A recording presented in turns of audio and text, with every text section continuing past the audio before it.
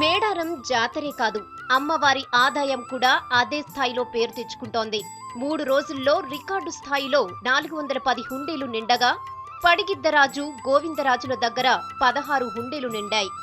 హన్మకొండలోని TTD కళ్యాణ మండపంలో 5 రోజులుగా 250 మంది అధికారులు హుండీలను లెక్కిస్తున్నారు. సమ్మక్క సారలమ్మల దగ్గర నిండిన హుండీల ఆదాయం మొత్తం 5,18 లక్షలు వచ్చినట్లు చెబుతున్నారు. మేడారం సమ్మక్క సారలమ్మ జాతర ముగిసిన తర్వాత భక్తుల కొరకు మొక్కుబడుల కొరకు పెట్టినటువంటి హుండీలు ఈ హన్మకొండ పట్టణంలోని టీటీడీ కళ్యాణ మండపం తీసుకొచ్చి గత 4 రోజుల నుండి ఇక్కడ లెక్కిస్తున్నాము.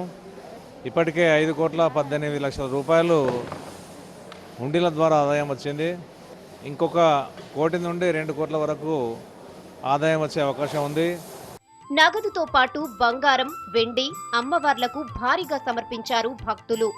ఇక బంగారం అనే పేరుతో పవిత్రంగా పిలుచుకునే బెల్లం టన్నులలో ఉంది.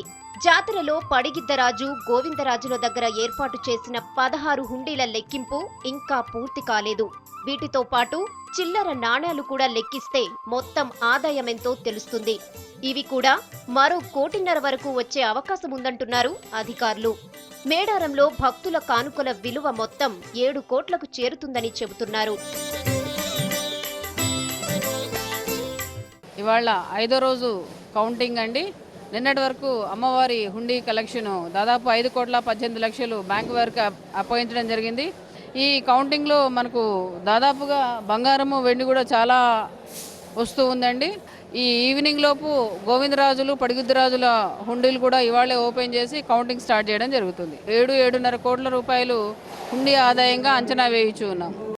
కుంకుమ, పసుపు అంటిన నోట్లను కెమికల్స్ తో కడిగి ఆరబెడుతున్నారు ఉద్యోగులు.